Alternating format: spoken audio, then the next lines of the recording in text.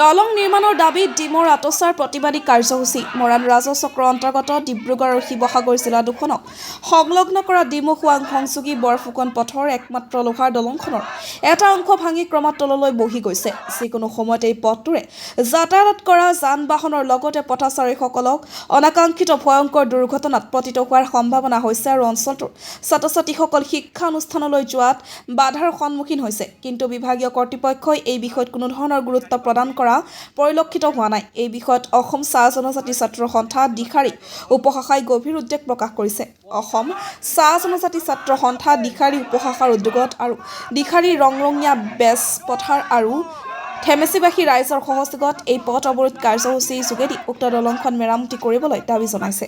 ডিমৰ পৰা শিৱ কুমাৰ চৌহানৰ report, north east frontier news. কাৰ্যসূচী লোৱা হৈছে কাৰণ আজি প্ৰায় 2 বছৰ আগৰ পৰাই দলংখনৰ যি অৱস্থা, জৰাজীৰ্ণ যি অৱস্থা, বিভাগীয় কৰ্তৃপক্ষই এই দলংখনৰ প্ৰতি কোনো ধৰণৰ গুৰুত্ব প্ৰদান নকৰাত আমি পথ অৱৰোধ কাৰ্যসূচী হাতত ল'বলৈ বাধ্য হৈছোঁ আৰু আমি বিভাগীয় কৰ্তৃপক্ষক দাবী জনাব বিচাৰিছোঁ অতি সোনকালে তেওঁলোকে আমাক এই দলংখন মেৰামতি কৰি দিয়ক, যাতে যাতায়াতৰ সুবিধা হোৱাকৈ ইয়াত এই অঞ্চলৰ ছাত্ৰ ছাত্ৰীসকল স্কুল যাবলৈ যি বাধাৰ সন্মুখীন হৈছে আৰু সামৰিক চিকিৎসালয় যোৱাত যি বাধাৰ সন্মুখীন হৈছে, আমি ভাবোঁ যে এইটো বৰ লজ্জাজনক বিষয়। কাৰণ অকল তেওঁলোকে কি ভাবে যে আহি পিনে এনেকৈ বৰ্ড এখন লগাই দিব, বৰ্ড এখন লগাই দিলে সমস্যাটো সমাধান হৈ যায় নেকি? আমাৰ প্ৰশ্ন, তেওঁলোকৰ কৰিবলগীয়া কৰণীয় একো কাম নাই নেকি?